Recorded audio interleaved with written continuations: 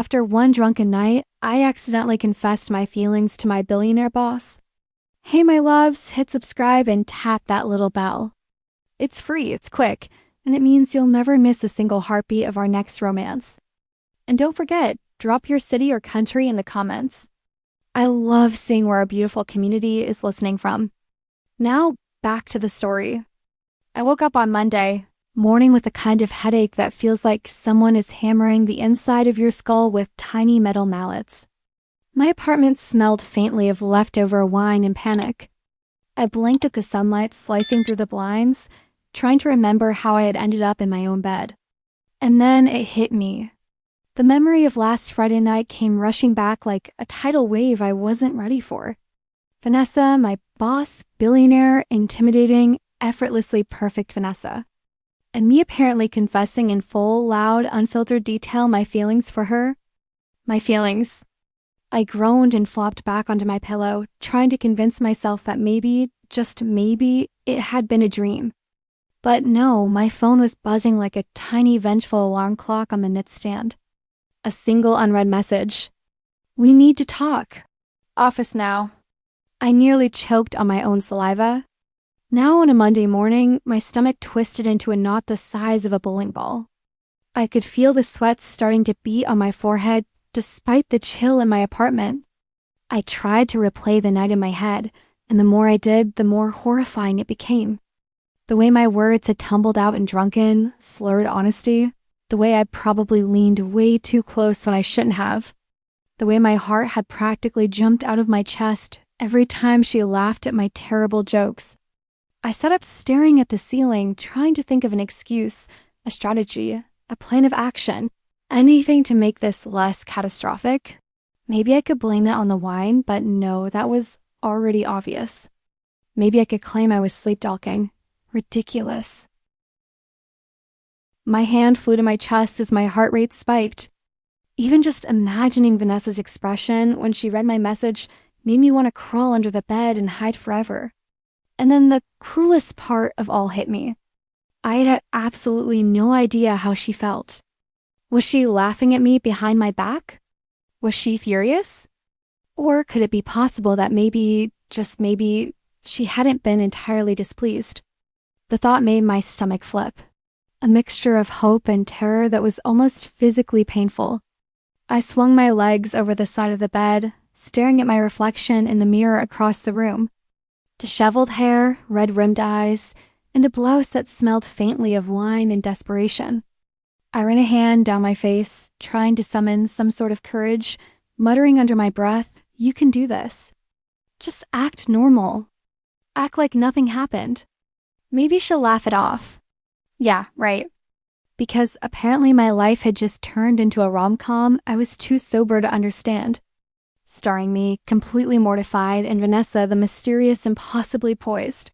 Probably judging billionaire who now had all the power in the world over my emotions. And Monday had only just begun. My phone buzzed again, dragging me out of my spiral of self-pity and nausea. I reached for it with trembling hands, half expecting some kind of miracle that would erase the nightmare of last Friday night. Instead, there it was, Vanessa's name glowing on the screen, sharp and commanding like always. Meet me in my office now. I froze. The words felt like a punch straight to my gut. Now, not later. Not after a coffee break. Not even after I'd had a chance to breathe. Now, my pulse spiked. My brain scrambled for escape routes, none of which existed. I was stuck in a situation where my entire profession, "We can handle this." Just walk in there like nothing happened. Smile. Maybe she's joking. Maybe she's going to laugh it off. Yeah, that's totally possible. Except deep down, I knew Vanessa didn't laugh off anything. Especially not me. Especially not that. I tried pacing, hoping movement would calm the storm in my chest. I ran my hands through my hair, muttering nonsense under my breath. "You're fine. It's fine. You're fine. She's fine. She's probably intrigued." The last word made me laugh bitterly at myself. Intrigued. I didn't even know if she saw me as a professional human being anymore or just as a mess who drunkenly confessed her heart to the most untouchable woman in the city. Then came the hardest part, imagining her expression when I walked in. Calm, immaculate, unreadable, that tiny smirk that could slice through confidence in one glance. The way her eyes seemed to see everything, like she knew all my secrets without me ever speaking. I took a deep breath, trying to steady my hands, my voice, my entire life. I shoved my phone into my pocket, muttering to myself, "You can do this." Just act like you didn't literally confess your soul to her while drunk and emotional. Yeah, sure. Totally doable. Nothing like walking into the lion's den with your tail between your legs, heart pounding, and dignity long gone.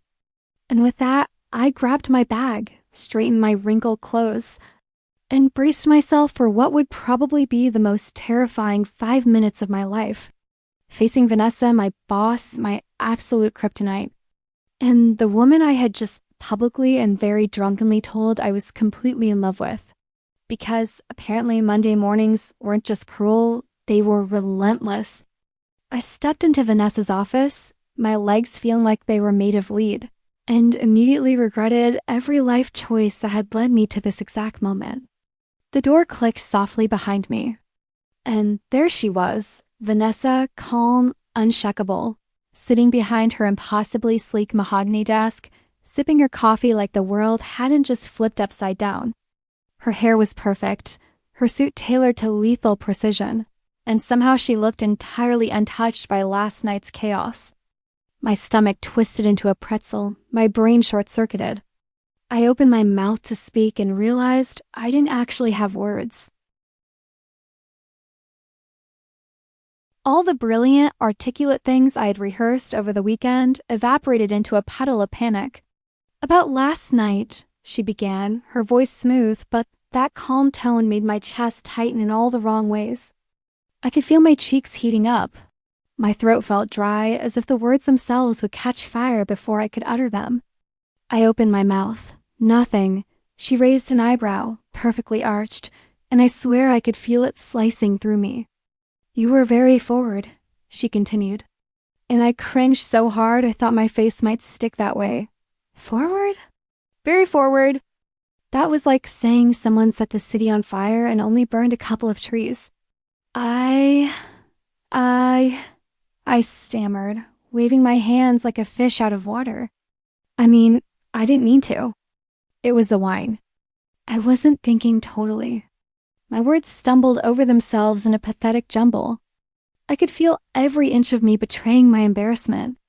Vanessa tilted her head slightly, studying me with those piercing eyes that always made me feel like she could see my soul and then some. Then, almost imperceptibly, the corner of her lips twitched. A smirk.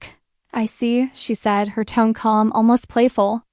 My heart did that stupid, uncontrollable flip that made me wonder if I was about to faint right there on the carpet.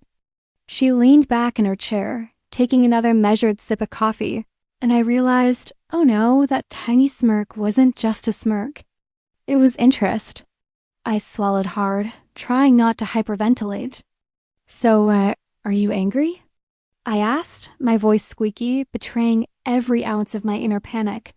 She leaned forward, resting her elbows on the desk. And for a terrifying moment, I thought she was going to lecture me, fire me, or send me straight to HR. Instead, she said, "Angry?" "No, not exactly." Her voice was lower now, teasing. Dangerous, intimate in a way that made me want to melt into the floor.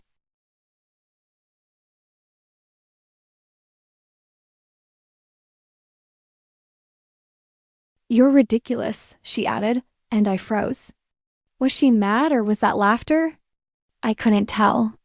My brain was fried. My thoughts a scrambled mess of "I love her" and "please don't humiliate me." Ridiculous. I squeaked, a small, desperate laugh escaping me. "Me ridiculous." "Yes," she said, eyes glinting like she knew exactly what effect she had on me. Completely and utterly ridiculous and somehow endearing. My knees nearly buckled.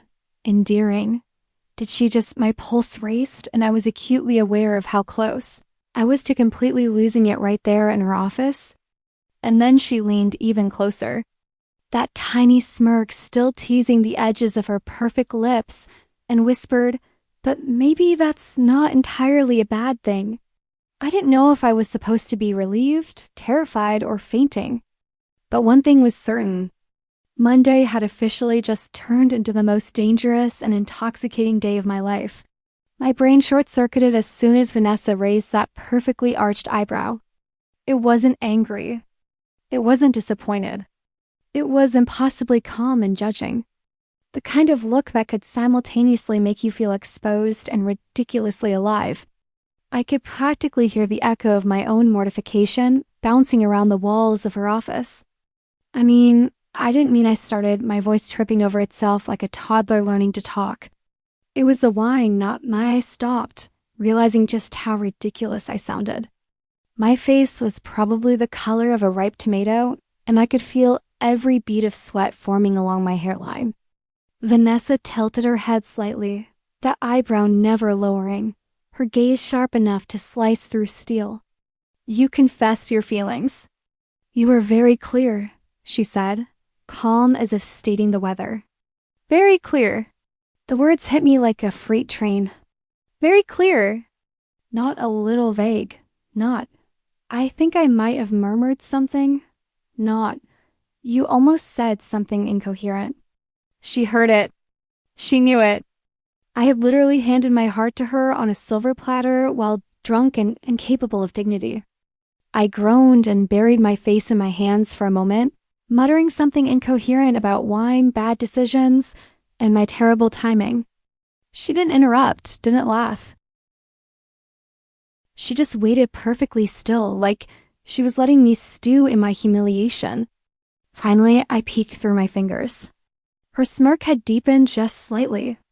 It wasn't mocking. It was curious, almost playful, and for reasons I couldn't explain. That made my stomach flip again, violently. I tried again. I didn't think it would. I didn't plan to. It just came out. I wasn't thinking. My voice cracked on the last word, and I winced. She was so composed it was unfair. "You weren't thinking," she repeated, voice low and deliberate, leaning back in her chair. She swirled the coffee in her mug slowly, letting the silence stretch, drawing it out. I could feel every second like a heartbeat skipping, my mind racing with every possible scenario. Fire me, laugh at me, maybe even kiss me. And then, impossibly, she smiled. Just a little subtle knowing smile that made my chest tighten. "You're ridiculous," she said again. Not angry, not disgusted, just impossibly amused. And that one word, ridiculous, felt like a lifeline thrown into the middle of a storm I had created all by myself. I blinked, my throat dry. "Ridiculous?" I whispered, almost laughing at the absurdity of the situation. "Me? You mean me?" "Yes," she said. That same calm certainty that made it impossible to argue. Completely ridiculous, and yet somehow charming in the most infuriating way. I swallowed hard, trying not to hyperventilate because apparently that was her type of humor. Or maybe it was my type of emotional torture. Either way, I was trapped in the beautiful, terrifying orbit of Vanessa and my heart, and apparently my dignity was officially no longer my own. And just like that, the memory of the party came rushing back. The way my words had tumbled out. The warmth of her hand when I'd reached for a napkin. The way her laughter had made me melt entirely. I'd been completely exposed. She laughed. Not a sharp, sarcastic, dismissive laugh. No, this was different. It was light, musical, almost like it had been waiting to escape her lips. And the sound wrapped around me like warm sunlight. My chest tightened and my knees nearly buckled, because suddenly I was both terrified and completely captivated. "You're ridiculous," she repeated. And this time there was no edge to it, no judgment, just amusement. Like she'd known all along how hopelessly awkward I could be, and somehow found it utterly endearing. My brain short-circuited completely. Was I supposed to feel mortified, relieved, infatuated? All three at once? I opened my mouth to say something clever, to apologize, to somehow retract my entire existence, but my voice refused to cooperate. It came out as a strangled, high-pitched squeak that probably sounded like a dying animal. Vanessa's laugh only deepened, more genuine this time, as if she enjoyed watching me squirm in the most torturous and delightful way. I glanced down at my hands, twisting them nervously in my lap. I could feel the heat creeping up my neck, my ears burning. Every nerve in my body was screaming, "She knows? She knows? She knows." And part of me wanted to run. The other part, more dangerous, more stubborn, wanted to lean across that impossibly polished desk and just kiss her. Her eyes, sharp and teasing, met mine again. There was something unspoken there, something electric. I felt it in my chest, low and insistent, like a warning and a promise at the same time. My stomach fluttered in a way that made me almost laugh at myself. I'm supposed to be an adult. I'm supposed to be professional. And yet, here I am, heart racing because she laughed at me. "You really don't make this easy, do you?" I finally muttered, my voice trembling slightly, half in embarrassment, half in awe. Vanessa's smirk widened just a fraction, and she leaned back in her chair, the sunlight catching her hair in a way that made her look even more untouchably perfect. "I wouldn't dream of making it easy," she replied, calm, teasing like a cat watching a mouse skitter nervously across the floor.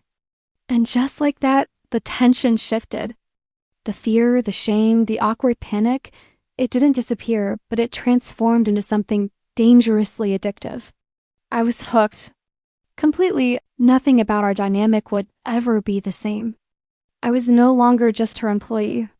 I was something else, something closer, something terrifyingly personal. And I had no idea whether I was ready for it or if I even wanted to be. Vanessa leaned forward, resting her elbows on the edge of her desk, and lowered her voice just enough that it felt like she was leaning into my brain. Her eyes were sharp, precise, the kind that made it impossible to hide anything. My panic, my embarrassment, my stupid little heartbeat trying to escape my chest. "But you know," she said slowly, letting each word sink in like a carefully measured drop of water. "Maybe we should explore this," I froze. My brain stopped working entirely. Explore this? My stomach did a somersault. My pulse shot up and my tongue went completely numb. Did she just want to date me? Did I actually hear that right? Wait, you mean like date? I asked, my voice higher than intended, tripping over every word. My hands fidgeted with the hem of my blouse. I could feel the heat crawling up my neck, my ears, and even my cheeks. I was a mess, a ridiculous, hopeless mess. "Yes," she said, calm and deliberate. But there was a glimmer in her eyes that made my knees weak. "Date or whatever you want to call it. I don't really care about labels. I just want to see where this goes." I blinked at her, unsure if I was dreaming, hallucinating, or about to pass out entirely. I wanted to respond with something clever, something smooth, something that would make me seem in control and not completely undone by her sitting there, leaning forward, smiling like she owned my soul. Oh God, I don't even know what to say. I admitted, my voice a mixture of panic and excitement. I felt like a teenager again, completely exposed and ridiculous. Vanessa smirked, just the slightest tilt of her lips, but it had the power to make my heart skip several beats. "You don't need to say anything," she said. Her voice dropped lower, softer, almost intimate. "Just show up. Let's see what happens." No rules, no expectations, just us. I swallowed hard. The way she said us made my stomach flip like a roller coaster. My hands, which had been nervously gripping my bag, started to tremble. My mind was racing, every rational thought evaporating like mist. She wants this. She actually wants this. I wanted to reach across the desk, grab her hand, and never let go. But instead, I stayed rooted to the spot, mouth open, unable to form a complete sentence. Finally, I croaked, "Okay, yeah, let's do that." Her smirk turned into a small, satisfied smile, the kind that made my chest ache and my pulse spike all at once. She leaned back slightly, but kept her gaze locked on me, as if she were savoring every second of my complete, unfiltered reaction. Good, she said casually, but the heat in her eyes said otherwise. Because I don't do half measures. If we're doing this, we're doing it properly. I couldn't help it. I laughed, a nervous high little sound that made me sound completely unprofessional. Vanessa chuckled too, low and soft, and it sent another jolt through me. We both knew there was no going back. I took a deep breath trying to steady myself, but it was pointless. My brain was fried, my heart was racing, and every instinct I had screamed, "Run! No, stay! Stay and see where this goes." And just like that, my Monday morning, which had begun as a catastrophe, suddenly felt like the first page of something entirely new. Something terrifying, thrilling, and completely mine. Vanessa and me. Starting a story that was already rewriting everything I thought I knew about work, love, and maybe even myself. Our first date should have been simple. Dinner, a nice restaurant, maybe a glass of wine. How hard could it be? Apparently, the universe had other plans. Vanessa arrived first, looking impossibly put together like she had just stepped out of a fashion magazine. Her flawless suit pressed, the kind of effortless elegance that made me want to disappear in embarrassment and admiration at the same time. I followed her in, fumbling with my bag, feeling like a completely ordinary, slightly sweaty human being beside her perfection. Heads turned as she walked past, and I could feel the tension tightening in my chest. Yep, everyone's watching. Yep, I'm the disaster. We were seated at a quiet corner table. Soft golden lighting making the restaurant feel like a romantic movie set. Vanessa immediately started scanning the menu, casually ordering lobster like she did this every night. Me? I ordered water, trying not to shake too much, my fingers gripping the stem of the glass like it was a lifeline. And then it happened. My hand jerked mid-gesture while I was laughing at something she said. And red wine went everywhere. On my blouse, across the table, onto the edge of Vanessa's chair. I froze, my brain short-circuiting. Perfect. You just ruined everything again. Vanessa looked down, one eyebrow raised, and I was sure she was about to call security or HR, or maybe just tell me to crawl under the table and stay there forever. Instead, she reached across, took my hand, and held it lightly, comfortingly, and I nearly cried. From embarrassment, from relief, from the sudden realization that this woman, my boss, the untouchable Vanessa, was touching me, holding me, not judging me. Relax, she said quietly, leaning slightly forward so her shoulder almost brushed mine. It's fine. Honestly, it's fine. You're fine. I blinked at her, my voice coming out as a strangled squeak. Yeah, fine. Totally fine, I muttered, attempting to sound casual, which was laughably impossible. Vanessa smirked, just that tiny, infuriating smirk that made me want to throw myself across the table and kiss her. You're ridiculous, she said softly, like it was a compliment. My chest tightened. Ridiculous was exactly what I was. Yes, but the way she said it made me feel human in a way I hadn't felt in years. We laughed awkwardly in fits that drew a few curious glances from neighboring tables. I kept knocking over utensils, spilling bits of bread on the table, and at one point even nearly knocked my glass over again. But she just chuckled and reached for my hand, squeezing it once.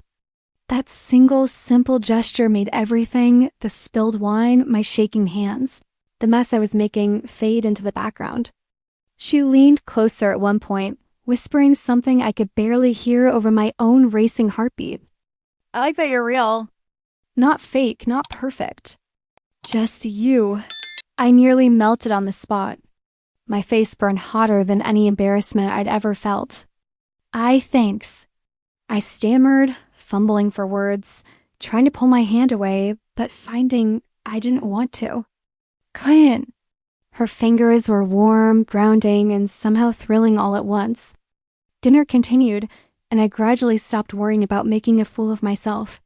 We talked, laughed, teased, shared stupid little jokes, and somehow the awkwardness turned into something intimate.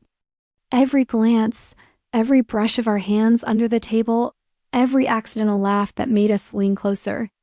It all built a tension that was as terrifying as it was intoxicating. By the time dessert arrived, my blouse was ruined. My cheeks were on fire, and I was utterly, hopelessly in love. Vanessa leaned back, smirk still in place, and whispered, "You're a disaster, but my kind of disaster." I laughed nervously, gripping her hand under the table. Good, I was hoping for a disaster I could survive. She squeezed my hand, eyes glinting with mischief and warmth. And in that moment, despite the chaos, I realized something. I didn't care about perfection. I didn't care about looking graceful. I just wanted to stay there, holding her hand, laughing at myself, and seeing where this went. And somehow that messy, ridiculous, wine-stained dinner was perfect. Weeks passed after that first disaster of a date, and somehow the dynamic between Vanessa and me shifted completely. Our office, which had once felt rigid, cold, and suffocating, started to feel different, like it was secretly ours. A stage for something far more interesting than spreadsheets and board meetings. It started small. A glance across the room during a meeting that lingered just a second too long. A subtle smirk when someone made a ridiculous comment, whispered nicknames that no one else was supposed to hear. Chaos queen, bossy disaster, silly, harmless things, but they made my chest warm in a way I couldn't explain. I found myself grinning at my laptop like it, thinking about the way she'd winked at me while passing by the printer, and I had to fight not to squeal quietly into my coffee cup. One afternoon, we were trapped in the elevator together. Of course, because of course. I was already awkward, pressing myself against the far corner, trying not to trip over my own feet. Vanessa leaned nonchalantly against the wall, arms crossed, smirking like this was entirely her plan all along. "You're wearing that blouse again," she said softly, almost teasing. "I what?" I stammered, looking down. "Oh, yeah." "It's clean," she chuckled, and it was impossible to ignore. That sound, low and amused, made my stomach do a weird little flip. "It's fine. I just like that color on you. It makes you look dangerously approachable." I choked on my own breath and coughed, frantically waving my hands. "What does that even mean?" "You know exactly what it means," she said, leaning closer. So close I could feel her warmth and smell that faint perfume I was suddenly addicted to. My knees nearly buckled. I was officially lost in an elevator with Vanessa, and there was nowhere to escape. And then she grinned. That grin! That mischievous, infuriating grin that made my heart hammer so hard I was sure she could hear it. "Don't worry, disaster girl," she whispered almost conspiratorially. "I've got plans for you. Big plans."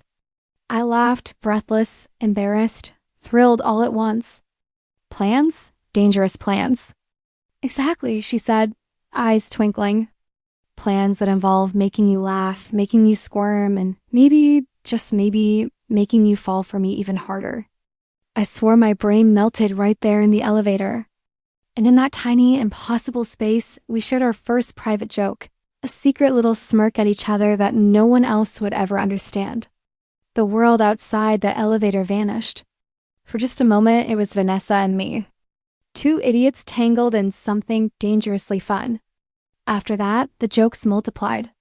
Little notes slipped onto my desk with messages only I would understand.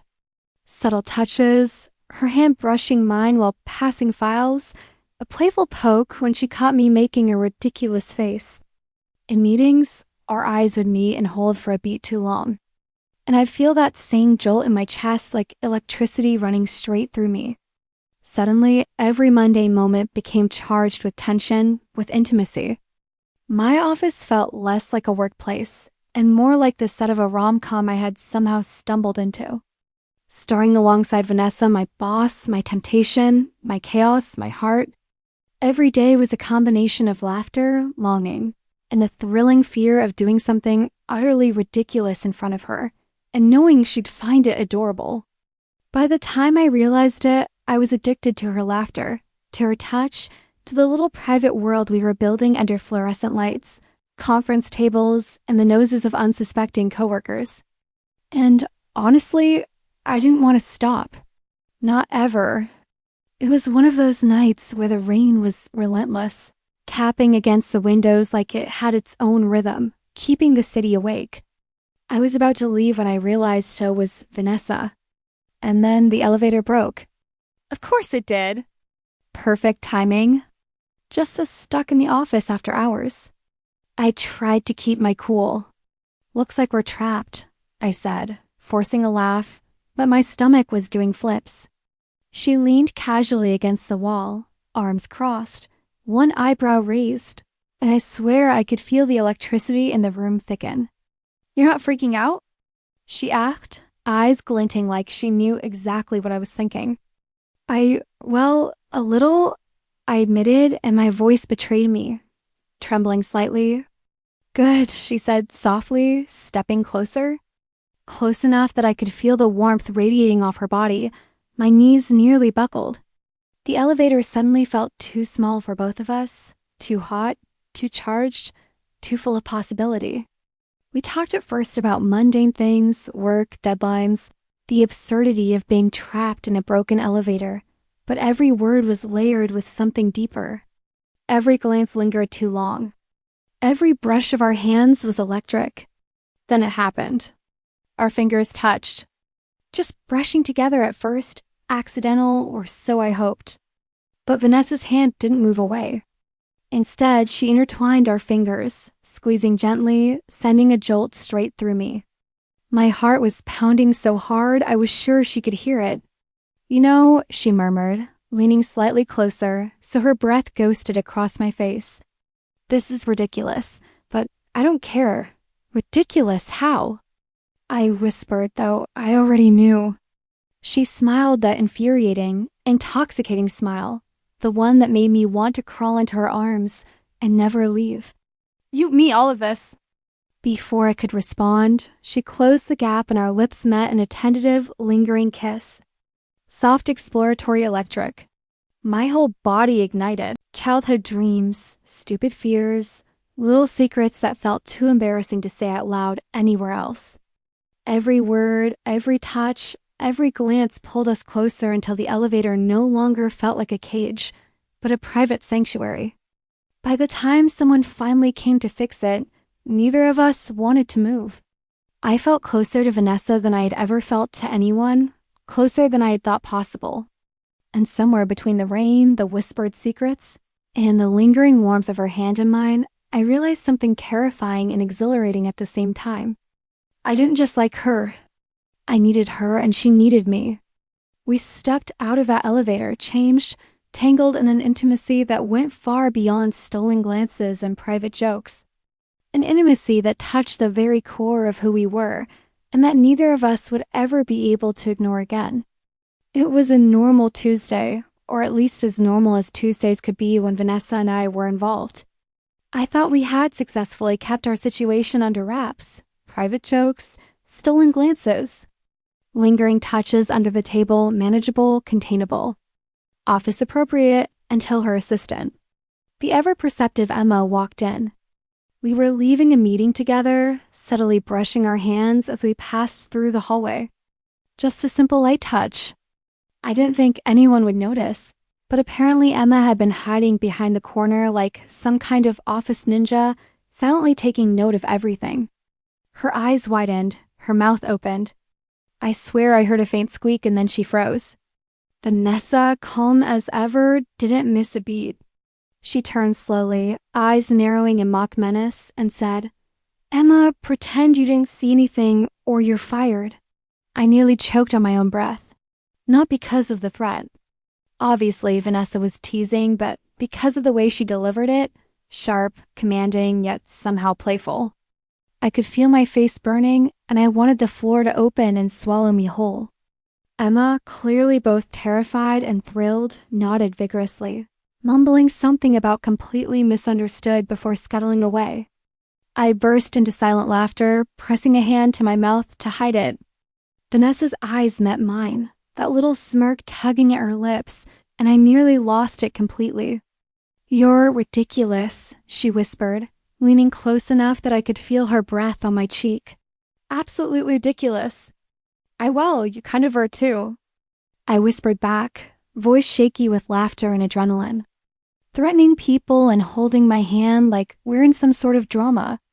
She chuckled, a low, soft sound that made my chest flutter. "You think you're going to get through this without anyone noticing?" I shrugged helplessly, knowing full well that no matter how careful we were, our chemistry was too electric to stay hidden. "Apparently not," I admitted, eyes darting to make sure no one else was within earshot. "But hey, it's kind of fun, right?" Vanessa leaned closer, brushing her fingers lightly over the back of my hand. That touch sent a jolt straight through me. "Fun for you, maybe?" she said, voice teasing, but a little terrifying for me. "Can you imagine the HR nightmare?"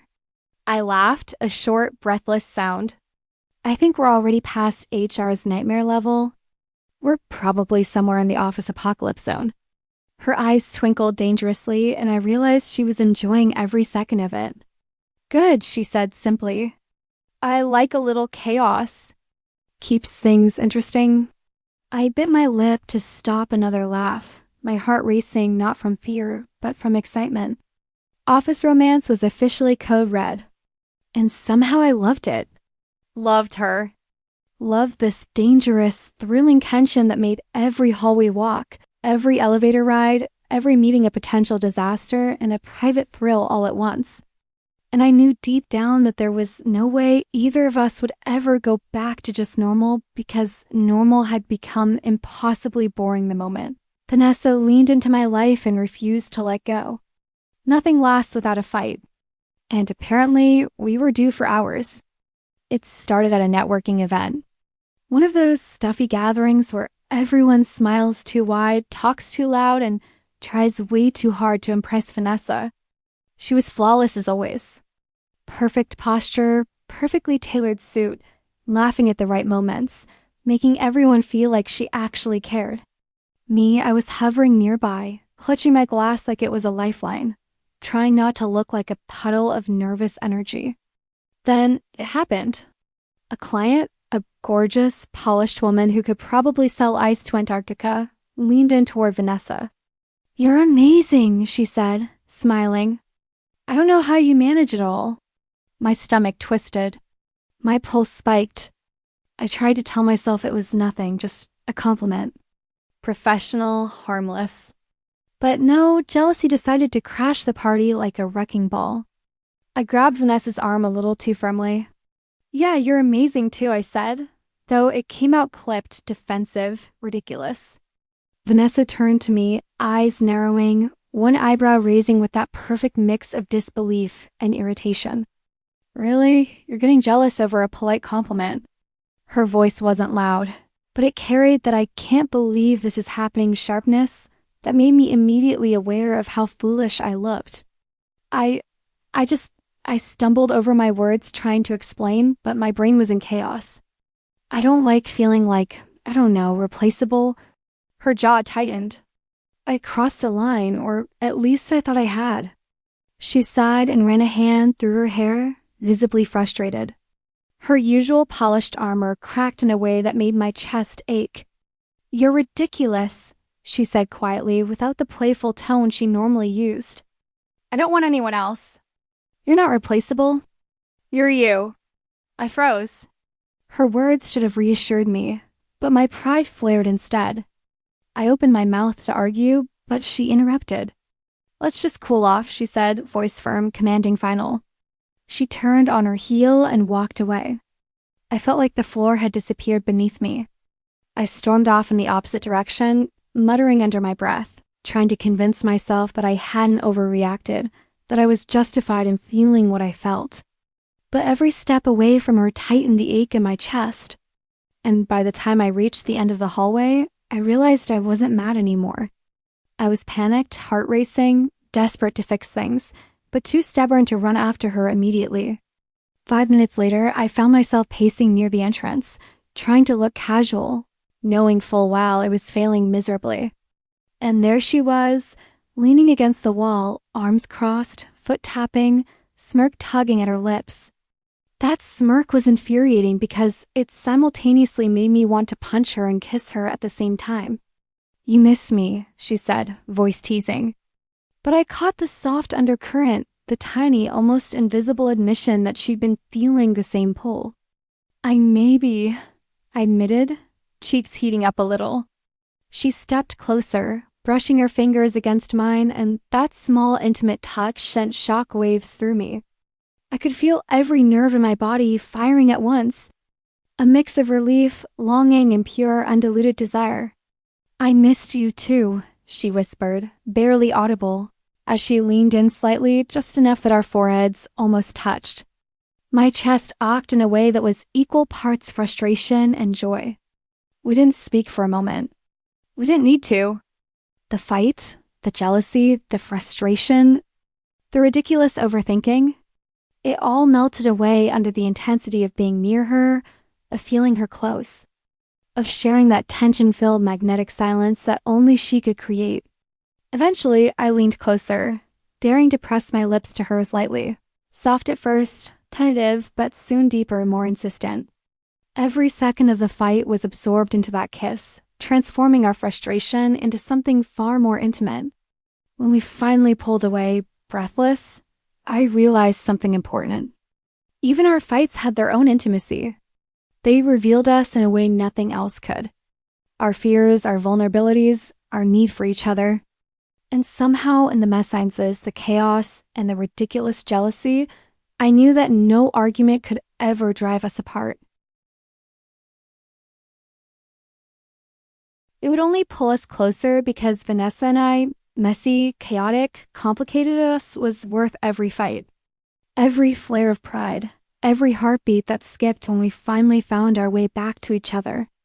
The tension from our first fight had lingered longer than either of us liked to admit. Vanessa and I hadn't spoken much since that ridiculous networking event, and the silence was deafening. Every glance across the office felt loaded. Every accidental touch became a silent question. "Are we still okay?" Finally, she sent me a message. "Meet me at my place. I have wine and chocolate. We need to fix this." I arrived nervous, hands clammy, heart thundering like it was going to jump straight out of my chest. She opened the door, looking effortlessly perfect as always. But that smirk, that mischievous glint in her eyes, told me she knew exactly how frazzled I was. "Come in," she said casually, waving me inside. The apartment was cozy, warm, lights dimmed, soft music playing. And there on the kitchen counter sat a bottle of red wine, 2 glasses, and a box of fancy chocolate. I stepped closer, trying to act casual while my brain screamed, "She's your boss! Your heart is about to explode. Don't screw this up." Vanessa poured the wine, handed me a glass, and grinned. "So you want to apologize, or should I start?" I laughed nervously, shaking my head. "I think I'm supposed to apologize first." My words came out faster than I intended, all stuttered and awkward. She tilted her head, raising an eyebrow. "You're adorable when you panic," I groaned, but it was impossible not to grin back. "Thanks," I muttered, taking a sip of wine, trying to hide the fact that my chest was already tight with anticipation. We really talked about the fight, about jealousy, about overthinking, about why we mattered to each other. Every word drew us closer. Every shared laugh melted away the leftover tension. Vanessa leaned in occasionally, brushing my hair behind my ear, her fingers lingering just a second too long. I caught myself leaning into her touch, craving it. Then came the chocolate. One piece led to another. One piece led to playful shoving. One piece led to her smearing a tiny bit of chocolate on my nose while laughing. And I couldn't help but laugh too. Loud, uncontrollable, breathless laughter. Before I knew it, we'd collapsed on the floor, sitting cross-legged, our faces inches apart, noses almost touching, laughing so hard that tears ran down our cheeks. I had never felt intimacy like this. Not in movies, not in books, not in any relationship I'd ever had. Messy, chaotic, ridiculous, and utterly perfect. Vanessa leaned closer, her forehead brushing mine, and whispered, "You know, I think this is better than making up in a boring, serious way." I nodded, heart hammering, unable to stop smiling. "Way better," I said, voice soft. Our hands found each other again, fingers entwined naturally, effortlessly. In that small, silly, chalk-lane living room, we didn't need grand gestures. We didn't need words. The laughter, the touches, the soft brush of her lips against my temple. They said everything. And I realized with a jolt of happiness that nearly made me dizzy that love didn't have to be perfect for us. It could be messy, chaotic, slightly absurd, and I wouldn't want it any other way because Vanessa was my chaos. And I was completely hopelessly hers. It started with a simple text. "Pack a bag. We're leaving." No questions. I stared at my phone for a solid minute, heart hammering in my chest. No questions. Really? Is this safe? Do I trust her? Of course, I trusted her mostly. But my brain refused to stop imagining every possible disaster.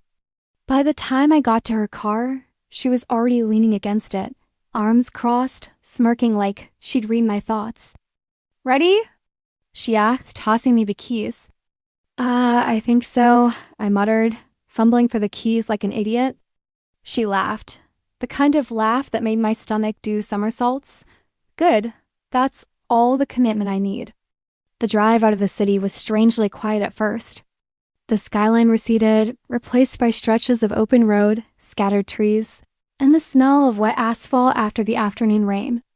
Vanessa was in control behind the wheel, effortlessly confident, occasionally tapping along to whatever music was playing.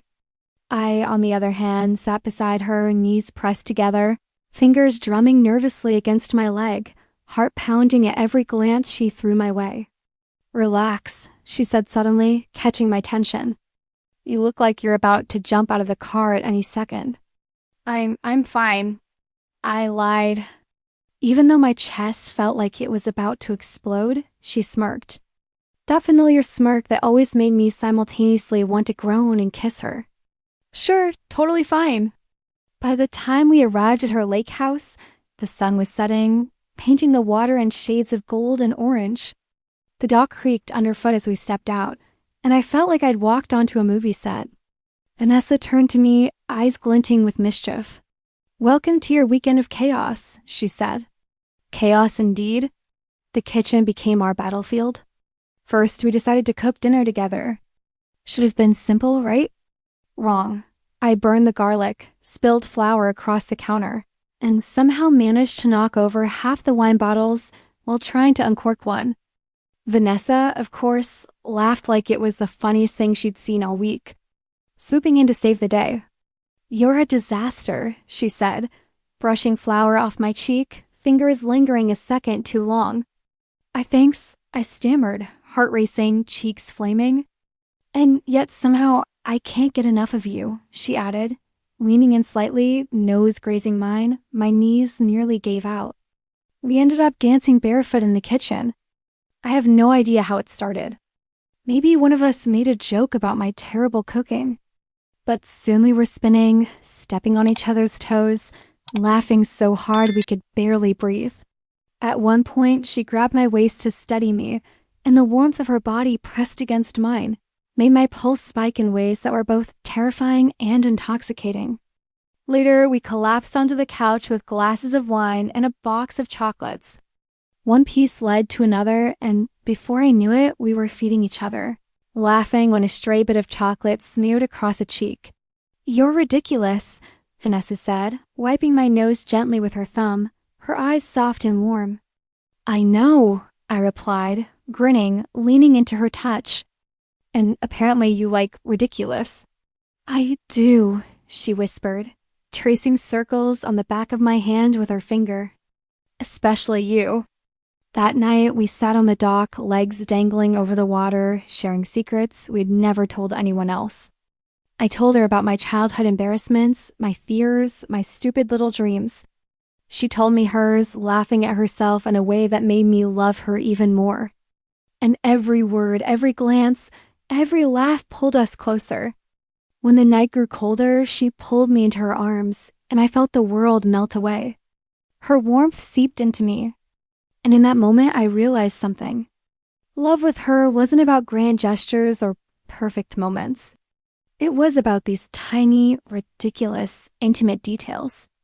The messy laughter, the flower in our hands, the stolen touches, the whispered confessions, the quiet comfort of just being together. Vanessa kissed the top of my head softly, murmuring, "You're my favorite part of chaos." I pressed my face against her shoulder, heart swelling, and "You're mine." For the first time in my life, I didn't need anything else. Not perfection, not planning, not grand romantic gestures. Just her, me, and the messy, chaotic, perfectly imperfect love we were building together. The sky over the lake was clear that night. One of those rare, perfect evenings where the air feels soft and the water looks like melted glass. Vanessa had dragged an old blanket out onto the dock, insisting we needed to appreciate the stars properly, which I quickly realized was her version of saying, "I want to hold you and pretend I'm not hopelessly romantic." We lay side by side, shoulders touching, the sound of crickets echoing all around us. The air smelled faintly of pine and lake water, and for once everything felt still. No deadlines, no office, no rules, just us. "See that one?" she asked, pointing toward a cluster of stars that to me looked like random dots. "The big shiny one," I said, squinting. She laughed quietly. "That's the moon, genius." I shoved her arm playfully, rolling my eyes. "Okay, well, I'm not the astronomy expert here." "You're something else, that's for sure," she said softly, and her tone changed, playful to gentle in a heartbeat. Her hand brushed against mine on the blanket, and she didn't move it away. Instead, her fingers hooked between mine, slow, deliberate, almost shy. It was such a small thing, but it hit me like a lightning bolt. My chest tightened, my breath caught, and suddenly the words I'd been holding back for weeks were right there, pushing at the back of my throat. "I love you." I could feel it building. The warmth, the ache, the need to say it. The silence between us stretched, heavy but sweet. I turned my head toward her, heart pounding so hard I could barely hear the wind anymore. She was already looking at me. Her expression was soft, unguarded in a way I'd rarely seen. No cool, polished CEO confidence, just Vanessa. Real, human warmth. "I need to tell you something," I whispered, my voice barely audible. Her lips curved into a tiny smile like she already knew. "Yeah." I took a shaky breath, my heart practically screaming the words. But before I could finish, she leaned closer, her breath warm against my ear. "I love you," she whispered. Just like that. Simple, certain, effortless. For a moment, everything stopped. The waves, the wind, even my thoughts. I just stared at her completely still, trying to process the fact that Vanessa Clark, billionaire boss, queen of composure, had just said she loved me first. "You what?" I stammered, half laughing, half crying. She smiled, that slow, devastating smile that could melt metal. "Don't make me repeat it," she teased softly. "You'll make it less romantic." I laughed, but it came out broken, choked with emotion. My throat felt tight, my eyes burned, and all I could do was pull her closer. She slid her arm under me, wrapping me against her chest, holding me so tightly it felt like she was trying to keep me from floating away. For a long time, we didn't talk. We didn't need to. My head rested against her collarbone, feeling her heartbeat against my cheek. She traced slow circles on my back with her fingers, and I felt more grounded, more safe, more seen than I ever had in my life. When I finally managed to breathe again, I whispered against her skin. "You beat me to it." She chuckled quietly. I wasn't going to risk you chickening out. I was totally going to say it. I mumbled, and she laughed again, tilting my chin up so I'd look at her. "Then say it now," she murmured. I smiled, cheeks still wet from tears I didn't even realize had fallen. "I love you." Her eyes softened. "Yeah," she whispered, pressing her forehead against mine. "I know." We stayed like that, tangled up, hearts pressed together, the stars above us spinning in quiet approval. And for the first time, I didn't feel like I was falling anymore. I felt like I'd landed right where I was supposed to be. I woke up the next morning to an empty bed, the sheets still warm but distinctly devoid of Vanessa. Panic hit me immediately. Did I say something wrong? Did I overshare? Did I scare her? My heart raced so fast, I was certain it could be heard in the next room. I tiptoed to the kitchen, half expecting to find her brewing coffee and smirking at me. But the apartment was silent. Too silent. Then I noticed it. A small envelope on the pillow where she had been sleeping. My hand shook slightly as I picked it up, half afraid, half curious. The handwriting was unmistakable, precise, elegant, and undeniably Vanessa. I tore it open. Inside was a single note. Surprise. I just bought the building. Your office is now officially mine. Love, Vanessa. I froze, blinked, read it again. Slowly, the pieces fell into place. She literally bought our love story. I collapsed back onto the bed, laughing so hard I cried. Tears ran down my cheeks, but I couldn't stop. The absurdity, the audacity, the sheer vines of it. She had taken our chaotic, messy, passionate little relationship and turned it into a full-on, undeniable statement. Her power, her wealth, her humor, all wrapped into one ridiculous, perfect gesture. A knock at the door pulled me from my laughter. Come on, she called, voice teasing but unmistakably smug. Breakfast. And don't tell me you haven't already started planning your resignation letter to celebrate your new office ownership. I stumbled toward her, still wiping tears from my eyes. You are impossible, I said, laughing breathlessly. She grinned, standing in the doorway, sunlight catching her hair, looking like the absolute queen of the world. And you love it, she said, raising an eyebrow. I think I do, I admitted, feeling my cheeks heat. You just, wow, I can't even. She rolled her eyes, but in that smirk, there was warmth, affection, and the thrill of shared insanity. You're lucky you like me, she said, walking over and sweeping me into a hug so tight it knocked the wind out of me. Because apparently I'm not going anywhere. I laughed again, letting myself melt into her arms, feeling the weight of both reality and absurdity. Our love was chaotic, ridiculous, messy, and utterly ours. And in that moment, I realized that nothing, not awkward confessions, not fights, not spilled wine, not even stolen chocolate, could ever come close to the brilliance of us. Vanessa pressed her forehead to mine, smiling softly. So, about owning the building, she whispered. I laughed again, shaking my head, heart overflowing. Best twist ever.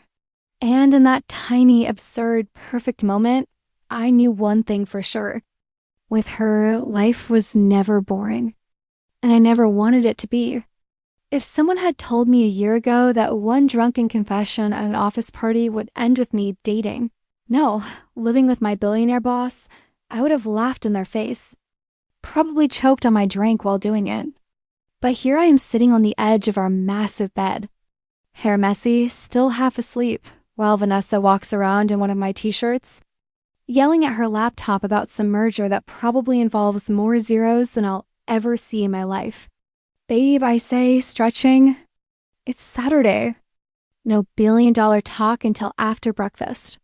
She doesn't even look up. Tell that to the stock market. I groan dramatically, throwing a pillow at her. She catches it mid-air because of course she does and smirks. Really? I say, grabbing another pillow and swinging it at her. This one lands. She gasps in mock offense, then lunges at me, cackling me back onto the bed in a flurry of laughter and sheets. So yes, our mornings are a mix of board meetings and pillow fights. Sometimes she's this unstoppable, intimidating CEO, commanding attention in designer suits. Other times, she's barefoot in the kitchen at 2 a.m. eating cereal straight from the box, while lecturing me about hydration. Somehow, both versions are equally irresistible. At work, things got interesting. Office professionalism became a bit of a running joke between us. Every time we'd pass each other in the hallway, she'd flash me that secret little smile that made my knees weak. During meetings, her hand would brush mine under the table, subtle enough that no one noticed except me every single time. And sometimes when the day ended and the office emptied out, she'd lean against my desk, pretending to talk about reports while slowly inching closer until her voice dropped to a whisper. "You're still coming home with me, right?" Like I could ever say no. Our nights are their own kind of chaos. Cooking disasters that always end with takeout. Movie marathons where she inevitably falls asleep halfway through. And quiet moments where I catch her watching me like she still can't believe we ended up here. One night, while we were curled up on the couch, her laptop finally closed for once. She looked at me and said, "You know, you've completely ruined my reputation." I laughed. Oh no, the terrifying billionaire has gone soft. She smirked, tucking a strand of hair behind my ear, completely, and I knew what she meant. We both changed each other in ways. I made her human together. We were still a mess, but a beautiful one. Sometimes I still think about that night at the office party. How awkward and stupid and drunk I was. How I blurted out my feelings without thinking. How she could have laughed it off, fired me, or just walked away. But she didn't. She leaned in. She chose me. Now, every day feels like a mix of chaos and comfort. Conference calls and cuddles, deadlines and slow dances in the kitchen, arguments over contracts followed by makeup kisses that last way too long. And honestly, I wouldn't trade a single second of it because with Vanessa, life isn't a perfect fairy tale. It's a rom-com. There are bad days, spilled coffee, sarcastic comebacks, and too much wine. But there's also laughter, trust, warmth, and the kind of love that doesn't fade when the credits roll. As I fall asleep beside her, her arm draped lazily across my waist, I think back to that night, my slurred confession, her shocked face, the chaos that followed, and I can't help but smile. "I can't believe this is our life," I whisper, half asleep. She murmurs against my shoulder, "You better believe it, sweetheart." And that's when it hits me. It's not happily ever after. It's happily right now. And with her, that's more than enough.